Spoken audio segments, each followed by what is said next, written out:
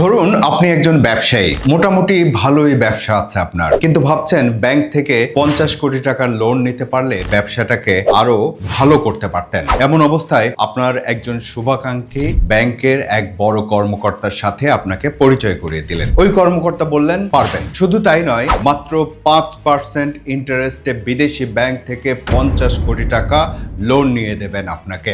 তার জন্য তেমন কোনো কাগজপত্রও লাগবে না। আর আপনার যদি কোনো এতিমখানা থাকে তাহলে সেটার জন্য 7 কোটি টাকা অনুদান এনে দেবেন।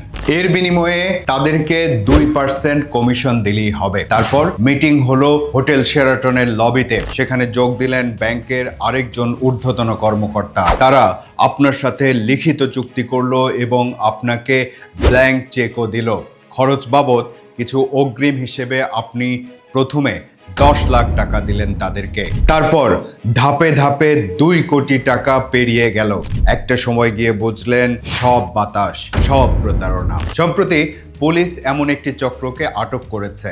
কিন্তু এখানে আমার একটা প্রশ্ন আছে। প্রশ্নটা হলো, আপনি বিনা ডকুমেন্টে 50 কোটি টাকার লোন নিতে চাইলেন কিভাবে? নাকি আপনি জানতেন যে এভাবেও লোন নেওয়া যায় এবং অনেকে নিয়েছেও?